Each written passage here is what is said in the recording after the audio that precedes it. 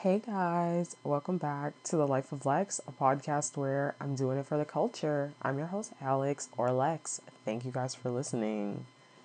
Hey guys, welcome back to the podcast. It has been a while with this bi weekly uploading schedule. I think I said this last time I uploaded, bi weekly or whatever.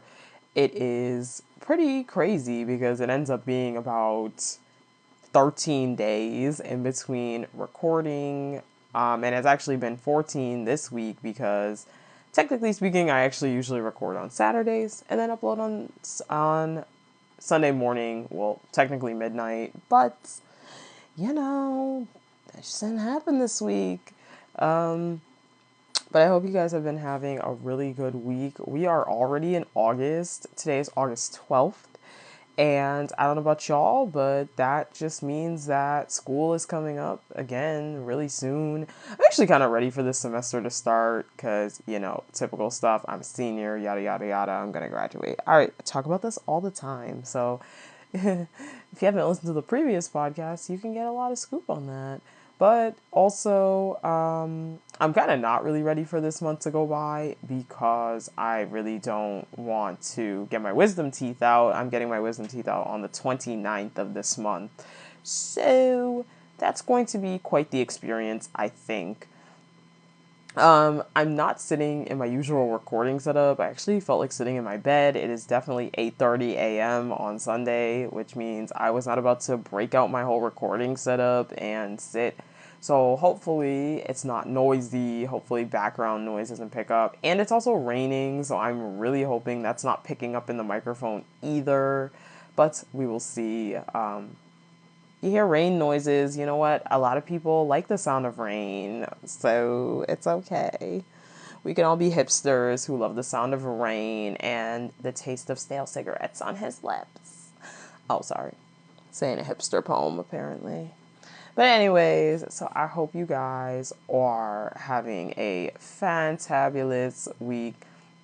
Having a pretty good week. This week I actually didn't really I did a lot of chilling this week, which not the greatest in the circumstances I'm in right now. It's probably better for me to get out as much as I can, but I just wasn't feeling it. I was feeling tired, so I was like, all right.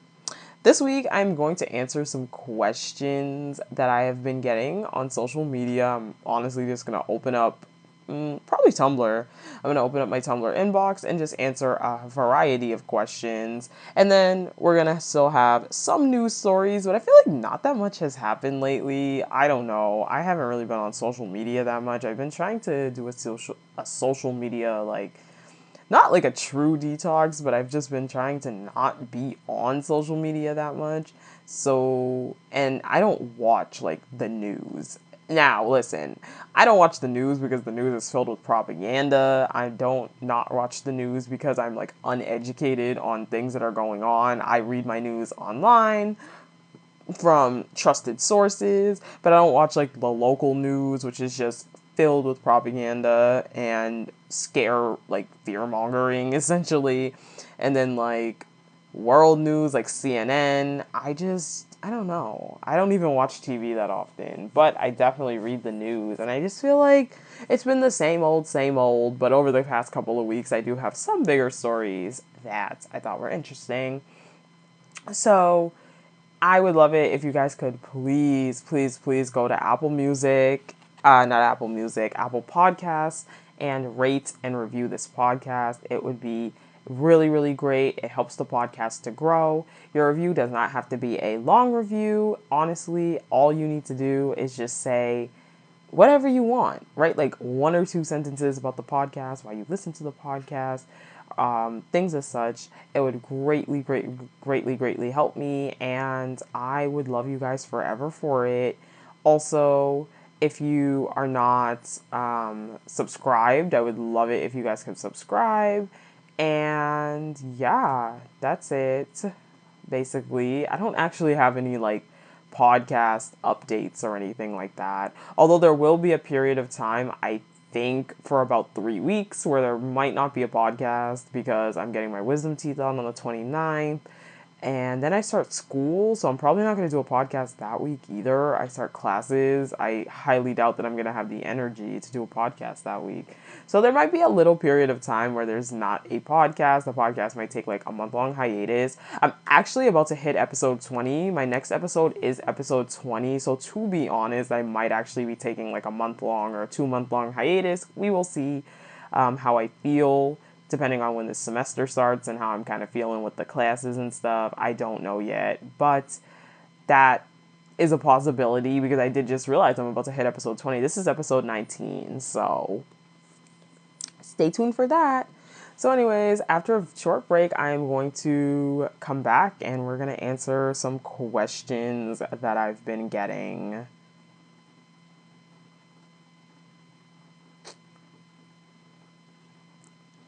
Hey guys, I'm back. So like I said, I just opened up my inbox and I'm just gonna answer like a bunch of questions, any questions that I find to be a little interesting. So yeah, let's get started. The first question is, what do you think is the best way to move on from actively loving someone when they've hurt you deeply? Oh, this is haven't we all had a situation with this kind of thing? To be frankly honest, I feel like the best way to move on from somebody in the beginning is that you literally have to distract yourself. I feel like if you just continuously sit around and think about them and think about them and think about them and think about them, then you're never going to really heal. Most of the time, I think it's good to get out of your house or wherever you're living, your dorm, your apartment, whatever.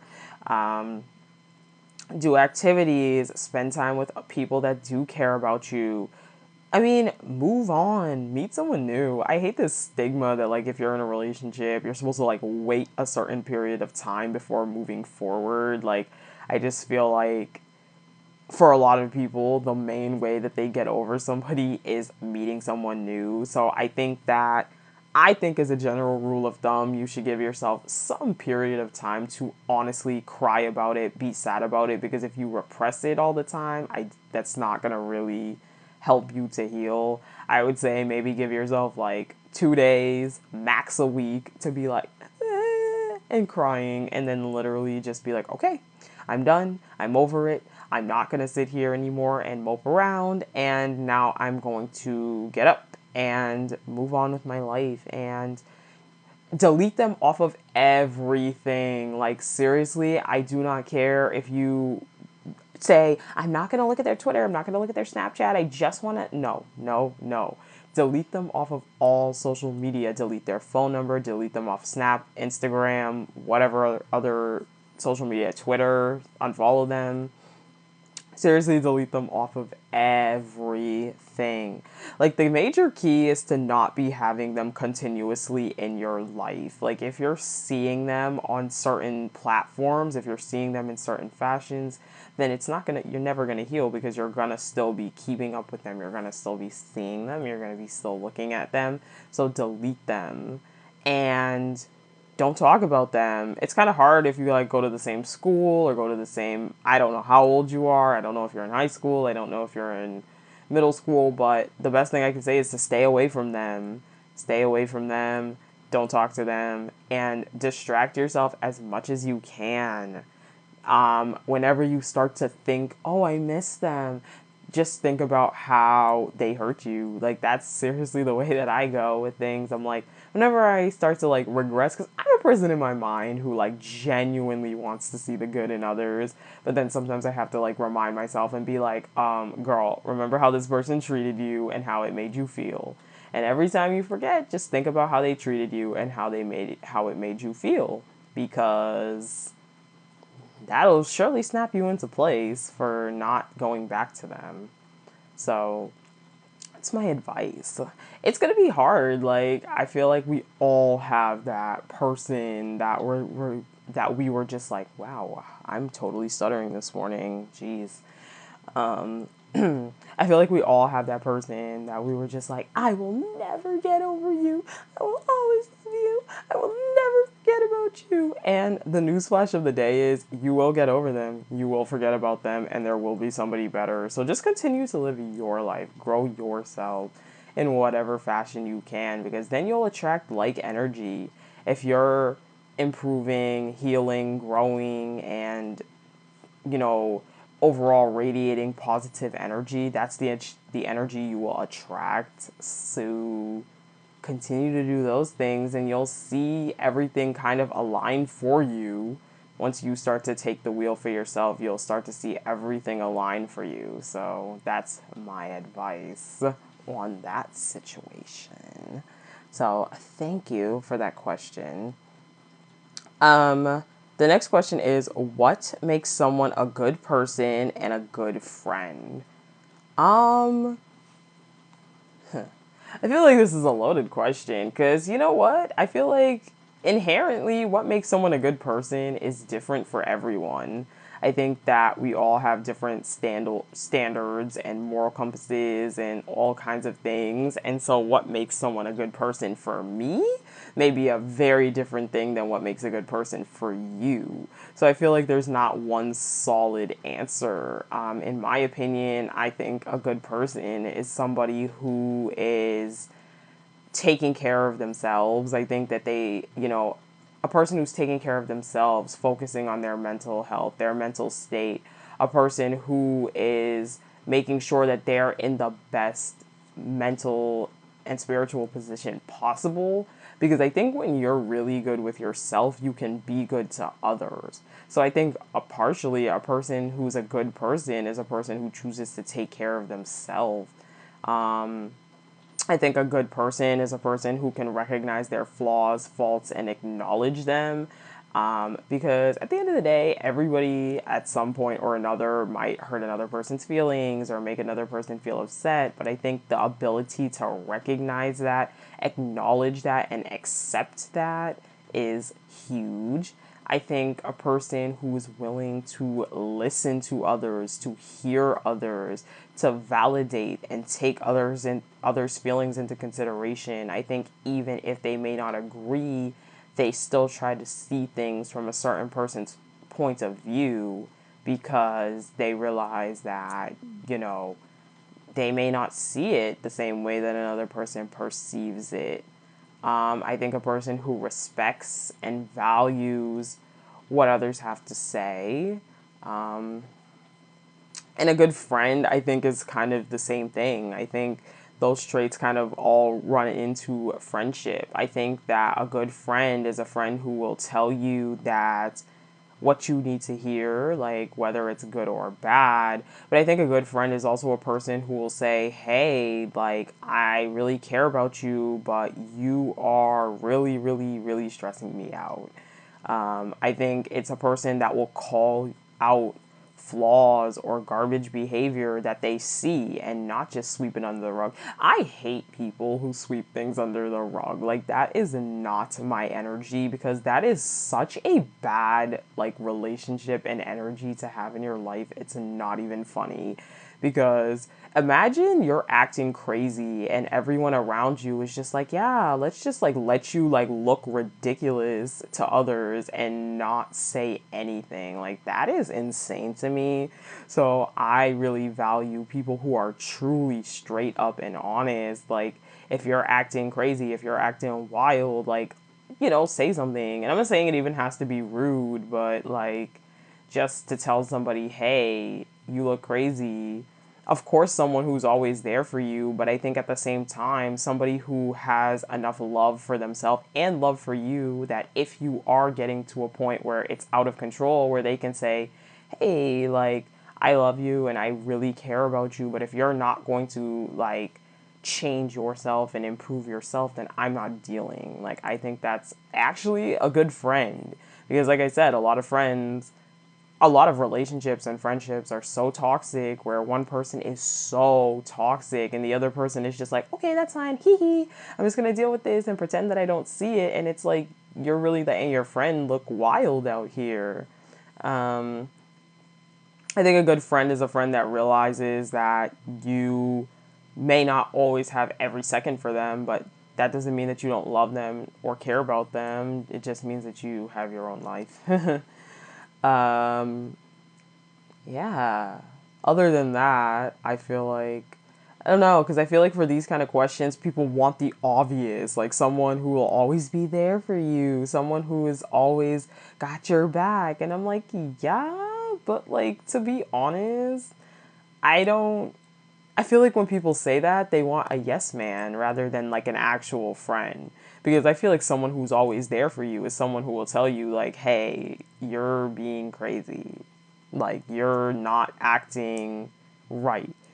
Like, there's a lot of parts of your behavior that are concerning. Like, I feel like that's a good friend, not the friend who's like, oh yeah, like, no, like, continue to act crazy, girl. Like, you got this. Like, you know what? It's worth it. Like, no. I just don't think that that's a good friend at all. But I'm rambling. The next question is, how do I make myself do things that are good for me? I'm not 100% sure what this question means. If you're talking about, like, I guess this is related to self improvement. Like, how did I get myself into a position where I started, like, doing actual things that I enjoy for myself?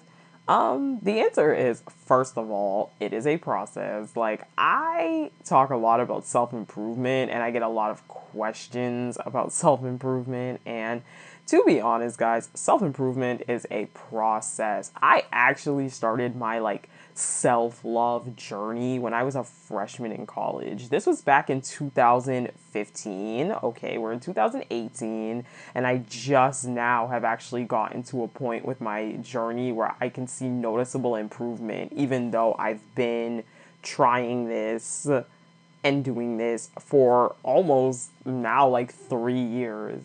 So it is a journey how you make yourself do things that are good for you. I think the first thing is that you have to highlight what's bad for you. And sometimes that includes being highly critical of close relationships around you, dynamics around you, whether it's your friends, your relationship, your family, etc.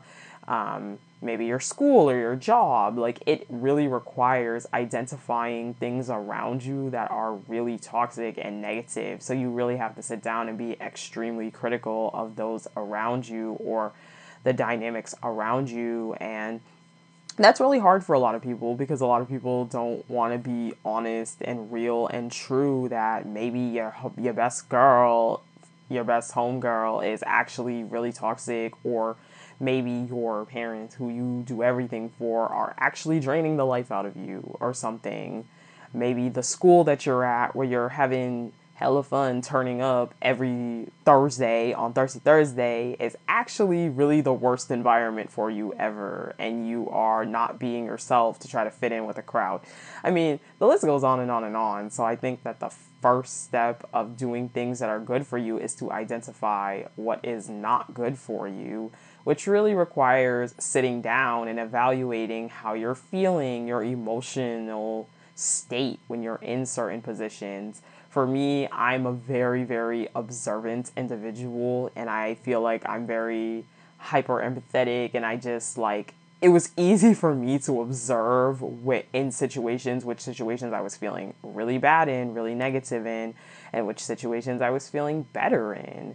And so that really allowed me to say, okay, I need to distance myself from this. I need to distance myself from that.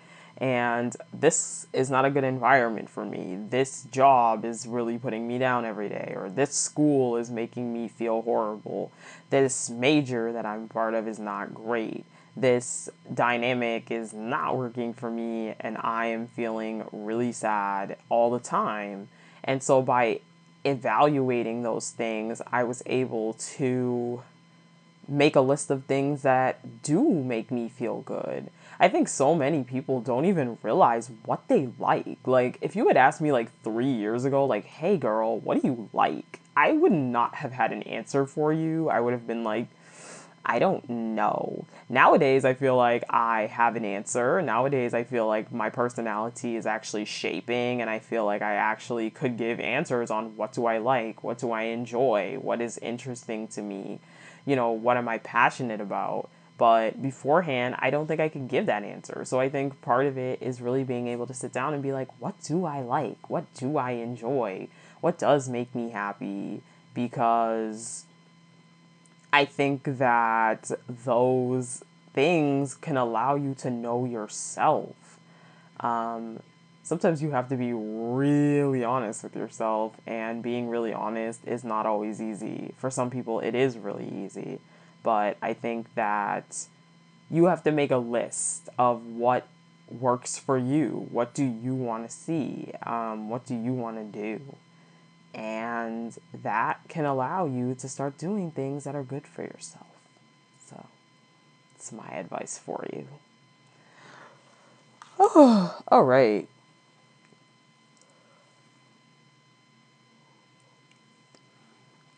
Next question. Do I think that people have purpose or potential?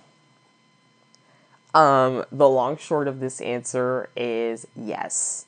Do I think people have purpose or potential? Absolutely. I think that everybody has a purpose and everyone has potential. However, I think that whether or not people capitalize off of that and use that and really embrace that purpose and potential is very different among others. I personally am a very spiritual person. I believe in spiritual energy. I believe in God. I believe in energy. And I think that for people who listen and hear what their path is and listen and hear where they should go and what they should do, I think those are the people that have the most luck. I think that people who just do things all willy-nilly are the ones who end up having a lot of misfortune, and they end up losing that purpose and losing that potential. I think that you have to really listen and feel. Intuition is always correct. If you're in a situation and your intuition is telling you, girl, it's not for you, or boy, or person, this ain't for you, then you should listen. I think that many people think that they have all the answers, and to be honest, in this world, none of us have all the answers. We're not the highest beings out there, and that's my actual belief. So I think that at the end of the day, you have to really trust your intuition. You have to trust your energy. You have to really connect with what you're doing. I think that many people just kind of don't. And that's the reason why they don't end up finding their true purpose and end up finding their true potential. I think that it also requires a lot of self-healing, which just talked about one question ago. And so I think that once you start to heal yourself, thus healing your energy, and which is affecting and raising your energy output or your vibration, you are able to attract better opportunities. You are better able and better suited to reach your full potential, because you'll be attracting things that are aligned with your highest being or your true potential, or your true purpose. So self-improvement, I think, will bring you to that level of attracting your highest purpose and potential. Maybe I should do one more question and then we'll get to the stuff. Let us see.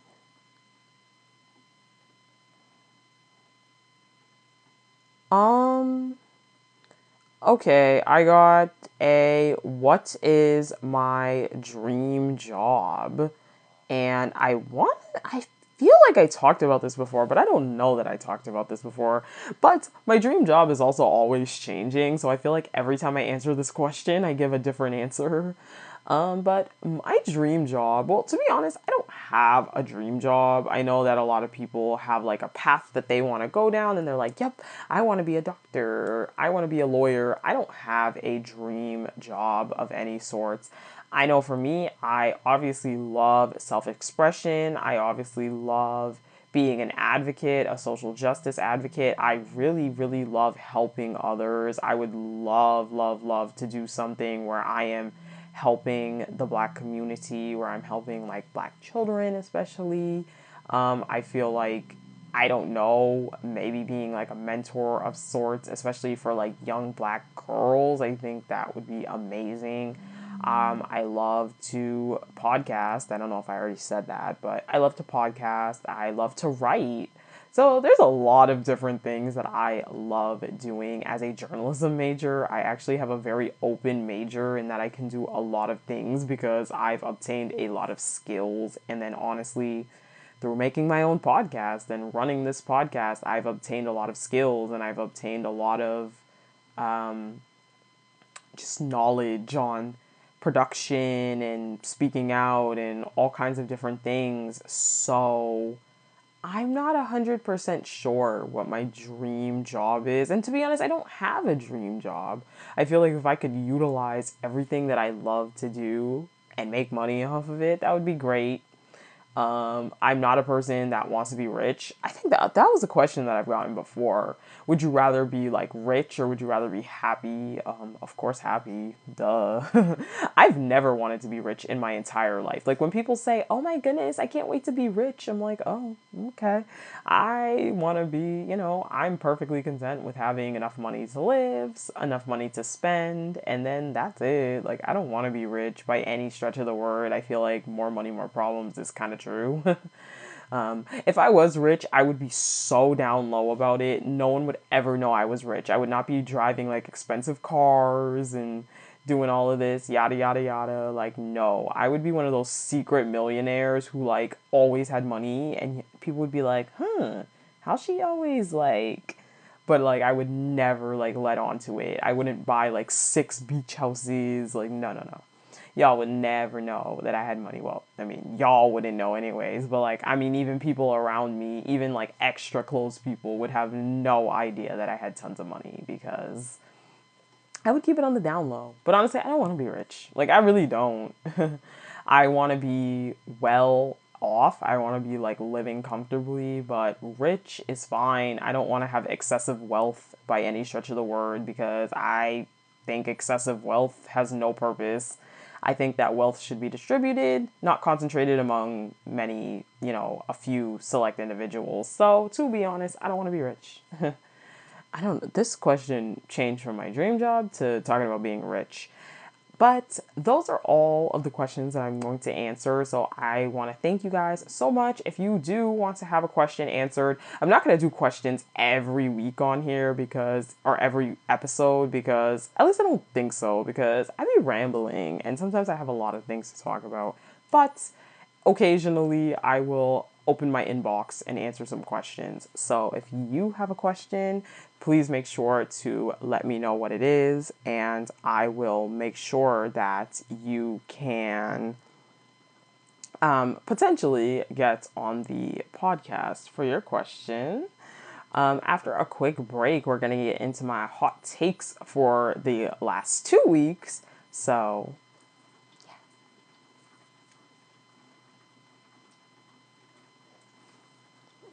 hey guys, so welcome back. So I feel like I've had a lot of different hot takes for the week. And I don't have that many news stories, but I'm just gonna get on to what has been going on. So first and foremost, Nicki Minaj released her album Queen. I think this was pretty highly anticipated. Nicki hasn't released an album for like 3 or 4 years now, I feel like. Maybe not 3 or 4, but it's been at least a good 2 years or so since Nicki has released an album. So I personally thought this was very good. I think this is the closest to mixtape Nicki that we've gotten. There was actually a lot of songs that were straight rap. And I know that a lot of people don't like singing Nicki or pop Nicki, but I do like pop Nicki. Actually, Come See About Me is one of my favorite songs. I also like that song. Oh God, what is the name of that song? Good Form. I like that song a lot too. Those are my 2 favorites, Good Form and Come See About Me. But it was really good. I don't know what's up with everybody doing 17-song albums, but more power to her. That's good. I'm still mad that Tiana released a 6-song album after 4 years, and it was late. But we know that was Kanye's fault, not her fault, obviously. But yeah. So Nicki, I would give like maybe an 8 out of 10 because I do think, no, actually, no, 9.5 out of 10 because there was a lot of rap. Okay, she was really rapping, she was spitting. I think Nicki's lyrics are hilarious. I'm not gonna lie. Y'all already know that I think Nicki's lyrics are like funny, but yeah. Overall, I liked it. It was good. I would recommend giving it a listen. It's like good music to just listen to. Like it's not even about, oh my god, Nicki is like the most talented. It's just like I would put this on and like twerk, but I can't twerk, so yeah, no. So Demi Lovato, I used to love Demi Lovato, so I feel like I have to give a good talk about Demi. Demi Lovato, as you guys probably know, she was hospitalized for an overdose. Um, about 3 weeks ago now, maybe about a month ago. I don't know. But it was a while ago, a little bit of a while ago, that Demi was hospitalized. And I was very sad to hear this because, Demi had this whole, Demi was, sober supposedly six, for 6 months or 6 years actually, and this happened. And honestly, I feel like people have been making a lot of ignorant comments about addiction, a lot of ignorant comments about Demi Lovato, and I feel like people don't really realize that addiction is a disease. I think that people do not realize that it gets really hard when being addicted, and it gets really tough when, I think I keep wanting to say Nicki. Jesus Christ, Demi. It's really hard when you're in the spotlight. I feel like it's really hard when you have all of that stuff at your disposal. And I think it's sad because we see a lot of these Nickelodeon and Disney kids just spiral out of control. It was really hard to hear about Demi because that girl has been suffering for as long as I can remember. I remember when I used to be obsessed with her back in high school, and that was when the first stories came out that she would like had hit her backup dancer and she was like on cocaine, and I was like, oh my god. And it's like now literally 5 6 years later, and this poor girl is still suffering. It is so sad to me. I feel like, she has to see the light for herself and no one else can force it. I hope that maybe going through treatment and through trying again, that she can see the light for herself and realize there is so much more to live for. I feel like this whole fame, Disney fame it's lonely, it's really lonely. I feel like I would never want to be famous for these reasons because it is so lonely when you're there. You don't even know who your real friends are. You don't even know who really loves you. You don't even know anything. And I feel like for her, the best thing that can happen is for her to leave Hollywood, for her to just kind of get out of the spotlight for a while and lay low. I feel like we just recently saw that she was doing shows, she was doing concerts, and I just feel like this whole lifestyle is not suited to her recovery. I feel like she probably, I mean, I don't know what she's doing, and I really don't want to speculate, but I would assume that people in her inner circle are not good influences on her at all. And so I think that she just needs to be away from all of it. I think that she really needs to be in like a sober living, in care, and just not even be in Hollywood or living the Hollywood life at all. Because clearly it's just something about it is not it. And obviously like inside she's very troubled, and it's hard, like it hurts my heart. So I do wish her the best. She did release a statement saying that, she hasn't quite figured it out yet, and that's okay. I think a lot of people are saying, oh, because she overdosed that means she wasn't sober, and I'm like, we don't know if Demi Lovato was sober for 6 years or not. We have no idea her history. We don't know if she was on drugs. We don't know. I don't want to speculate. I'm not sure. I think that either way, she clearly still hasn't really found a way to achieve that happiness without feeling like she needs to take these drugs. And I mean, obviously, like, she has that song Sober that she had released earlier this year, so it was clear that she was struggling. I'm trying to be very careful with my wording here because this is such a touchy subject, and I feel like people say a lot of really, really negative things. But I feel like, all I can say is I do really wish her the best. As I said, she's been suffering for as long as I can remember. I feel like when I was in high school, this poor girl was like really struggling, and now she's still struggling. And I do, prayers for her because I do hope that maybe this time around she can come out of the spotlight for a while. She needs to not be touring. She needs to not be, working at all, at least not in Hollywood.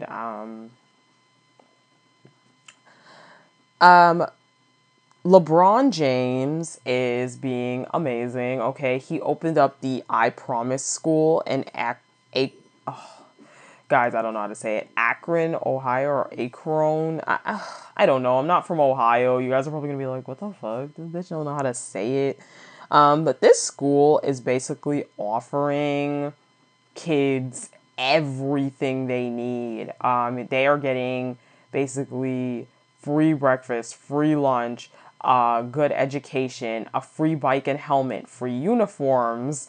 For all students that graduate, they are getting guaranteed tuition to the University of Ohio, I believe it is, or University of Akron. How do you say this? Oh my God.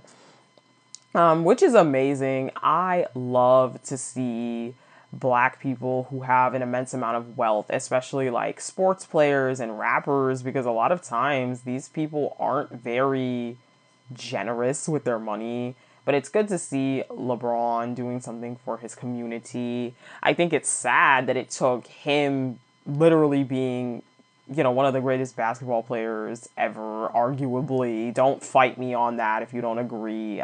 Listen, I'm not that big of a basketball fan, but from what I hear anyways, LeBron is one of the best. And so it's sad that it took him getting to that level for somebody to do something for this community. And I think that's the sad part, is that it takes, celebrities taking their money, people who are wealthy taking their money instead of the government, doing things for these communities. That's what's very sad to me, but I'm glad that LeBron is doing something good for his community. People was talking and saying he's only funding 20%. Well, y'all, I mean, he can't fund the entire school, then it would be a private school, and then they would have to charge tuition, and every kid would not be able to go to the school, and so on and so forth. So, of course, like, the state has to fund some degree of it, so that way everybody can be, it can be accessible to everybody that wants to go, and everyone that's eligible. So Willow Smith is out here about to make music with a lot of people. Apparently, her mom, Jada Pinkett Smith, and Willow are going to be making music together, which I'm kind of interested to see what that's going to be all about. That might be some good stuff. It's probably going to be some real woke, like, chill vibe, like, I don't even know, lo-fi beats for studying type, but, like, I don't know. It's probably going to be good. Willow's also making a jazz album with Jhené Aiko, which also, like I said, is going to be like so chill vibes that I'm just going to be like falling asleep. I'm just going to be like, oh. So that's going to be interesting. I can't wait to listen to that. Beyonce is on the cover of Vogue. Let me tell you guys, okay, so this Beyonce Vogue issue is sold out almost everywhere. I have not been able to find it at Barnes & Noble, CVS, any what do you call it? Any store.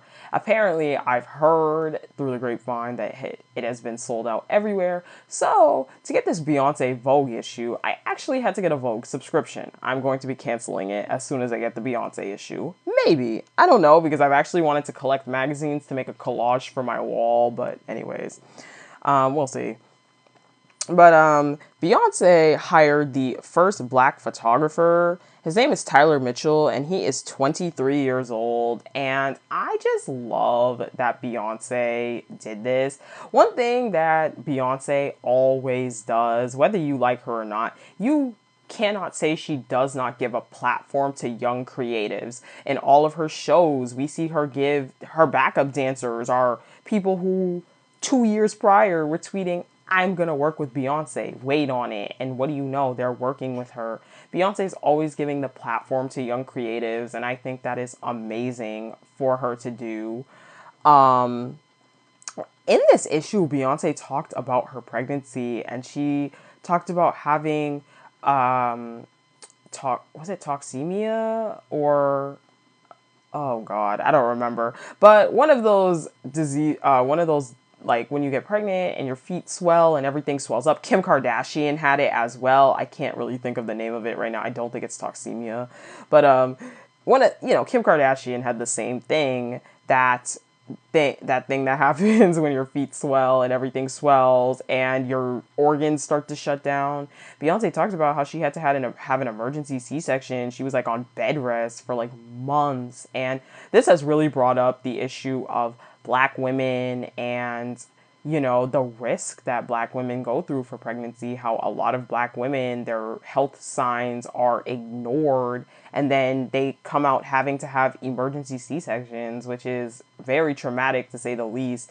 These mothers are in such danger, and it is highly risky for a black woman over anyone to have to have a baby. I saw a stat somewhere that was saying that like black women are like 365 times more likely to undergo some kind of like wow, my words are not coming to me this morning. Are 365 times more likely to undergo some kind of problem or die during childbirth than white women. 365 times. That is absolutely crazy if y'all didn't catch that by now. Serena Williams also was another black woman who, nearly died during childbirth. It's so scary. And, Beyonce and all black women, she's very strong. They're all very strong. People were here like, where are the twins? Not even knowing that Beyonce was literally on bed rest. Like the twins were in the NICU. Like that's where the twins were, guys. Because of all of the complications she went through. And I feel like Beyonce is so private. It still astounds me. Like when I tell you I need someone like her crew and her team in my circle, because let me tell you, they are so tight-lipped. Who even knew? Nobody knew that the twins were in the NICU. Talk about like a good quiet team. But yeah, I feel like that's why, people always come at Beyonce and come at these black women, and it's like, you never even know what they're going through. And I can't say that I have, that I wasn't like, where are the twins? But at the same time, like, Beyonce has not been known to have easy pregnancies at all. I feel like even with Blue, her pregnancy was really tough, if I'm not mistaken. So that's crazy. But I can't wait to read the full interview and the issue. I don't know when it's gonna get to me because I just subscribed like Thursday or Friday, and it said it's gonna take 4 to 6 weeks, but it said it includes the September issue, so it has to be coming soon, hopefully. I don't know. We'll see. I saw this news report about a shark stolen from the San Antonio aquarium, which, what? You hear about people stealing like a wallet or some money or like a fancy statue, and this news report just said a whole shark was stolen. So, I guess we out here stealing sharks now? I guess. Kanye did an interview and he talked about being bipolar. He was asked during the interview how he feels about Trump. Does he think that Trump like cares about black people or something like that? And Kanye was speechless. And I just think that if people can't understand that, I don't want to say Kanye's trolling, but But I feel like if people can't understand that Kanye is doing things to get a reaction out of people, then I don't know what is. Kanye does whatever gets a reaction, whatever is wild.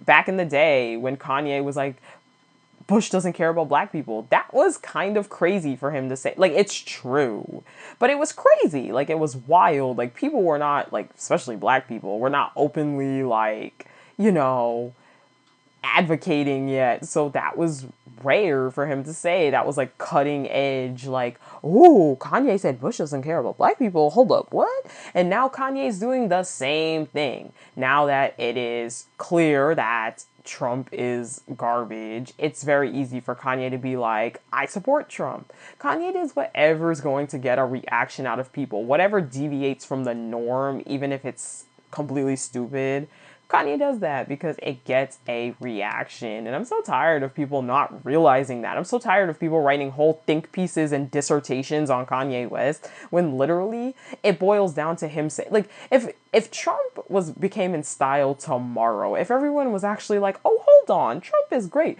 Kanye would be like, fuck Trump. Like, that was what he would do. Like, he's just doing whatever deviates from the norm. So, whatever. Whatever. And Malia Obama's boyfriend, I don't want to talk too much on this because people have been tearing this poor girl to shreds. But all I have to say is, Malia, those pictures of her in France, sis, I mean, I wish she would fix her hair. Like, I'm not even trying to be rude, but I really wish she would fix her hair. I don't know, is she wearing a lace front? Because if she's wearing a lace front, I feel like she needs to get her lace front fixed.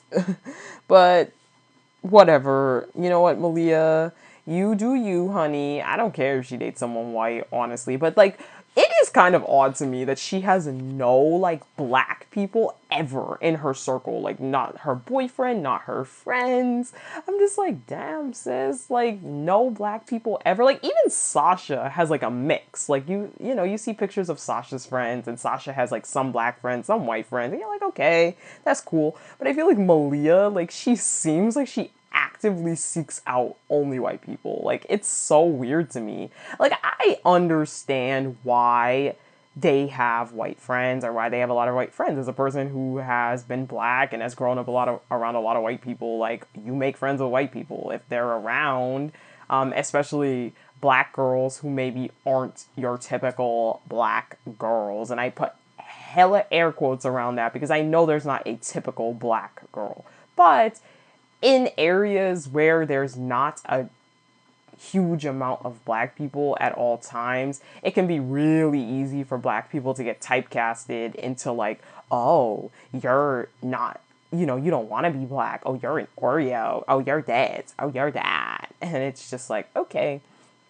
So I can understand with them being the president, Obama, the president's kids, I can understand with them going to probably a cushy private school that they probably have a lot of white friends. But it just seems to me interesting that even now, like, when Malia is in college, it just still seems like she doesn't have any black friends. Like, sis never is ever with a black friend. And then it's like, the thing is, like, these white friends are clearly, like, selling her pictures, selling her stories to the tabloids, and I don't know. But then again, sometimes I think she calls them herself. Like, I would not be surprised if Malia's like, hey, TMZ, where you at? A lot of these celebrities do. Like, people really don't realize that these celebrities be calling the tabloids themselves.